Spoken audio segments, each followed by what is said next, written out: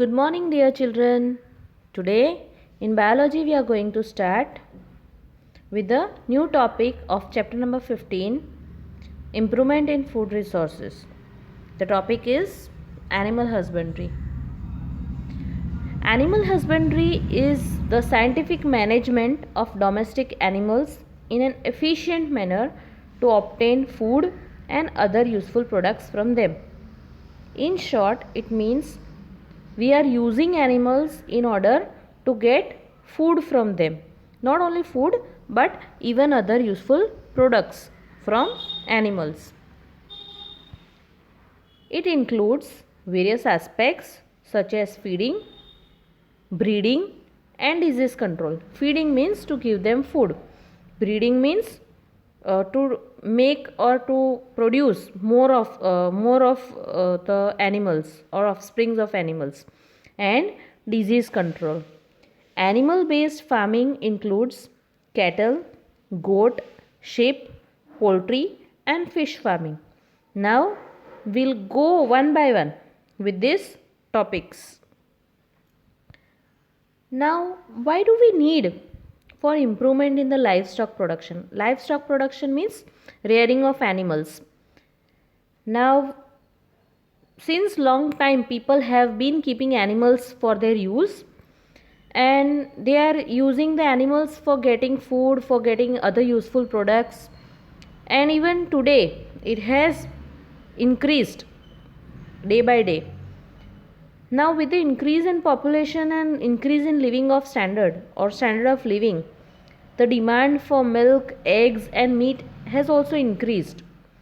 And even the growing awareness, because of the growing awareness for the need for human treatment of livestock, have brought new limitations in livestock farming. Now what has happened? Now there are various diseases among animals, and because of that there is limitation in the livestock bringing up or rearing. So we have to find out different ways by which we can bring the improvement in the stock production, and in order to meet the needs of people, and in order to have more of production and less of loss. We'll start with cattle farming. Why do we do cattle farming, or why it is done? What is the purpose of cattle farming? Cattle farming is done in order to get milk, to plough fields and use bullock carts for transportation. Nowadays people in cities, they don't use bullock cart for transportation, but still in some of the rural areas and some of the interior parts there are people who use bullock carts for transportation and who use animals for plowing their fields.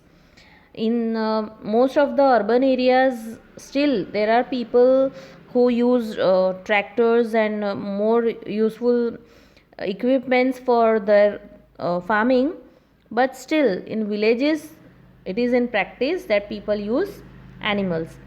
Now for cattle rearing, there are two types of cattle, cow and buffalo.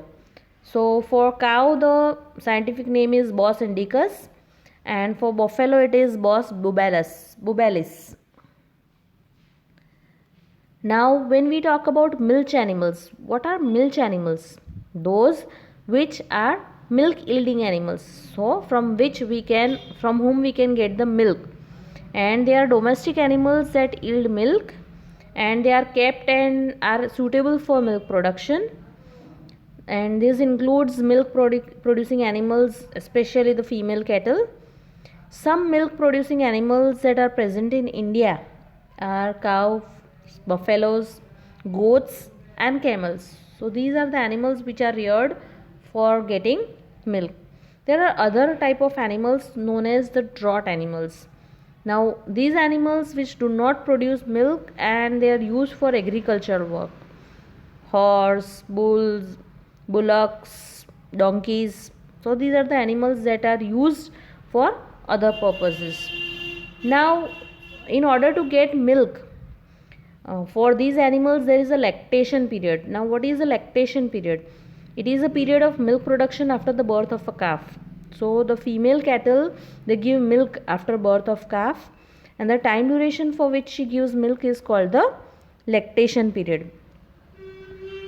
So how to increase lactation period? With the help of crossbreeding. What is crossbreedings? Crossbreeds are obtained by hybridization or by crossing animals of different species. The offsprings that are produced are called hybrids. So this hybrid shows good characters of both the parents, like high lactation period, high resistance to diseases, and thus they help. But for that they should be provided proper diet. Now, proper quantity of proteins in the form of amino acids, starch that is in the form of carbohydrates, fibers in the form of cellulose, nucleic acids, vitamins and minerals should be met with the need for feeding animals. Also, supplemental nutrition supply should be provided at specific times.